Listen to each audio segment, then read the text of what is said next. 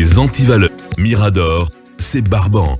Les antivaleurs sous les fourches codines de nos chroniqueurs. Ibrahima Soreli Consommant s'intéresse à ce qui s'est passé hier sur l'axe en marge de l'enterrement, de l'inhumation du jeune Alpha Omar Bari. Il faut rappeler qu'il a été tué lors de la manifestation du FNDC le 17 août dernier. Oui, on apprend que la famille a choisi le cimetière de Bambeto pour l'enterrement, ce qui n'est pas le cas ces derniers temps. Rappelez-vous, depuis maintenant 10 morts, pratiquement il n'y a aucun enterrement au cimetière de Bambeto.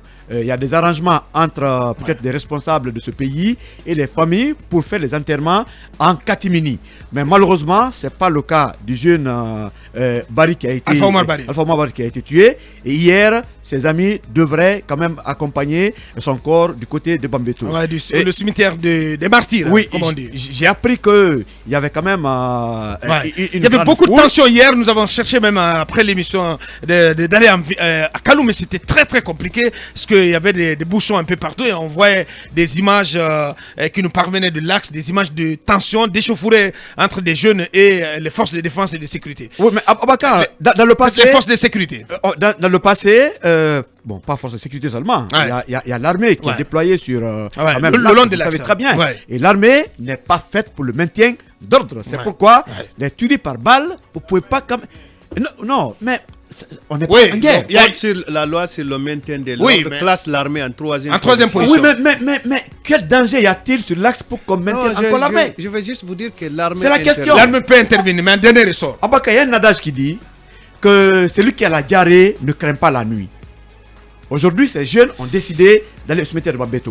Mais d'habitude... Mais pourquoi cet autre cas de mort quand même, mon cher Lincoln, à un moment donné... Ce jeune Abdul Gadiri qui aurait pris une balle, c'est qui reste à confirmer, mais il était à Concasseur.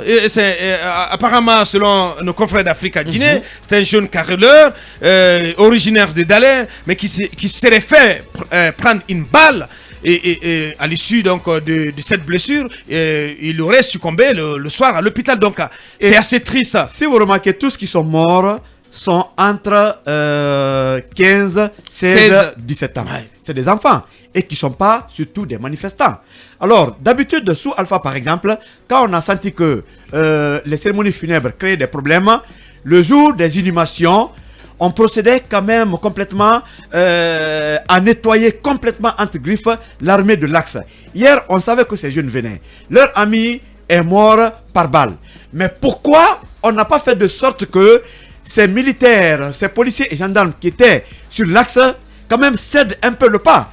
Forcément, si votre ami tombe par balle, vous savez que dans l'esprit, les gens quand même ont des choses à ne pas supporter la présence des militaires. Donc c'est aux militaires en principe d'avoir raison de garder ce jour ou de disparaître. Mais très malheureusement, les échauffourées quand même ont conduit à un autre cas de mort. Donc on part enterrer un jeune, c'est un autre jeune qui meurt.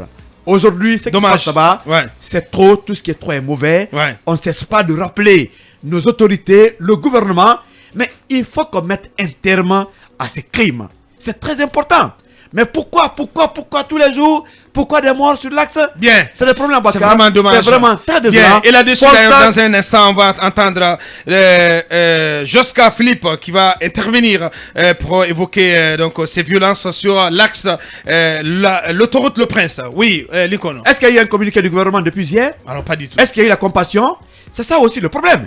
Quand un gendarme, communiqué aussi quand un gendarme est blessé, en provenance du ministère de la Sécurité. Mais il n'y en a pas, il n'y en aura pas. On n'est pas chier, c'est fini. Mais Abakar, quand un policier est blessé, même dans la je ne sais pas ce qui se passe avec le soir, allez voir la RTG. Il semble avoir donné complètement sa langue au chat là. Allez voir la RTG avec toutes les communications, policiers, gendarmes blessés. Mais on est devant des cas de mort, omerta totale de la part du gouvernement. Dommage. Où en sommes-nous? Merci, Likon. Allez-y, Mohamed Kaba. Non mais écoutez... Un nouveau cas de mort sur l'axe, alors qu'on venait enterrer un autre jeune quand même. Oui, il n'y a pas de mots pour décrire cette situation qui se passe sur l'axe. Parce que lorsque vous allez utiliser un franc-parler, malheureusement ça va se retourner contre vous.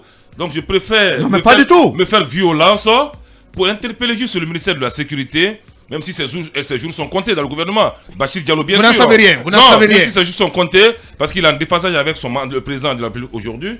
Mais qu'on essaie. Sur quel sujet? Non, mais qu'est-ce que tu en sais, Mohamed? Non, je parle du ministre de la Sécurité, bien sûr. Au moins qu'on. Peut-être qu'il ne se sent pas à l'aise face à cette. Ah, mais qu'il parle, qu'il démissionne. Qu'il démissionne s'il ne peut pas. Non, parce que Bachir avait dit, vous avez rappelé ici, le jour de sa prise de fonction, qu'il faut que la police guinéenne ne sera plus cette police de répression meurtrière. Donc aujourd'hui, on est face à cette situation. Eh bien, Bachir devrait bien se sentir très mal dans les petits souliers. Il n'y a pas que la police qui est là. Parce que j'ai l'impression que le ministre Bachir, il semble dépassé par les événements. Parce que le plan qu'il avait en venant à la tête du ministère de la Sécurité, ce plan, il est totalement mis en déroute aujourd'hui. Mais il n'y a pas que la police qui est là. Il y a l'armée. Justement. Donc Bachir parce que Bachir, il y a lui et le ministre de la Défense. Bachir, il comptait sur une professionnalisation. Donc en tout cas, un processus de professionnalisation des forces de sécurité pour faire en sorte que les manifestations soient gérées sur l'axe sans cas de mort. Mais aujourd'hui, c'est les militaires qui sont partout. Et un autre carré est créé au cimetière de Bambeto, à l'instar du carré Alpha Condé. Est-ce que c'est pas du bluff tout ce qui se passe, les propos même de Bachir? Est-ce que c'était pas du bluff à la prise du pouvoir lorsqu'il prêtait? Personnellement, je crois qu'il était très très sincère en ayant cette profession de foi.